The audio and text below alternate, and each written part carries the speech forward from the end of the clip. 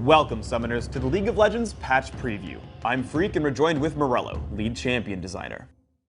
This episode we'll be talking about some of the major buffs and nerfs coming with the next patch for League of Legends. Note that these aren't all the changes coming into the next patch, just some of the biggest ones.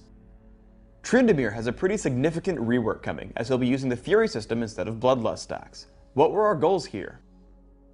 Ever since Renekton came out, we've been going, wow, we have this barbarian guy who's like, you know, all of his skills are like Endless Rage and Bloodlust and all these really like mad Fury skills, but he doesn't use our Fury system. We thought this was a really big opportunity there to add that. The basic system is, instead of managing his Bloodlust stacks, that's all moved to the Fury bar now. Every single hit will give Fury, and then crits and kills will give a bonus Fury on top of it. So you're still encouraged to do that heavy crit build, last hit those minions, and still get those bonuses to your general combat strength and healing ability as a result. This is going to make him a lot more consistent early game in lane, make him a lot more consistent in the jungle. We've moved some of the stats around, as you've probably also noticed. Those are largely just to move him a little out of the, hey, I crit a guy at level 2 and take off all of his life, and if I don't crit, I just suck super bad. This will even that out, so Tryndamere attacking will feel a little bit more consistent, especially in the early game.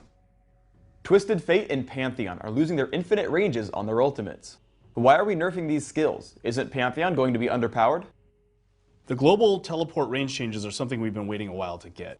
We feel they're reasonably necessary to balance out characters that utilize them, namely Pantheon and Twisted Fate. The range is still pretty long, so you can still gank from lane to lane in adjacent lanes or from out of sight. Pantheon's range got reduced too with this technology. We wanted to see this as an opportunity for the fans to give us some feedback about exactly what they want to see about Pantheon.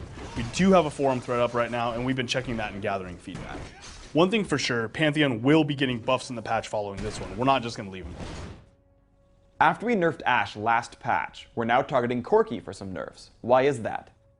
For a very long time, Corki has pretty much outclassed every non-Ashe carry just in terms of burst damage, escapability, you know, range, because of his missiles gives him some really good poke. There's just no reason to not choose him unless you're going to choose like a CC carry like Ashe. So we wanted to take him down a little bit to make him a little bit more competitive with characters like Misfortune, Kog'Maw, those guys. Galio is getting a significant set of buffs to his durability, but he's losing a little bit of his damage. Why are his buffs targeted here? Galio's been kind of hanging out for a while, not doing a whole lot, so we came up with, generally, he's just a little lackluster across the board. We've increased base stats just to make him a little bit tankier, make him more that primary tank.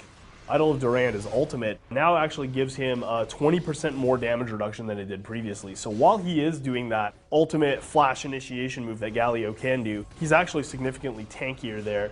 Damage reduction naturally stacks with our defensive stats like armor, health, and magic resist very well. So this will also encourage him to build tankier and have that big moment of being really tough and hard to kill where people are attacking him just based on that ability. Thanks for tuning in to the League of Legends Patch Preview. Please subscribe to the Riot Games YouTube channel up top and leave us your thoughts on the upcoming patch in the comments below.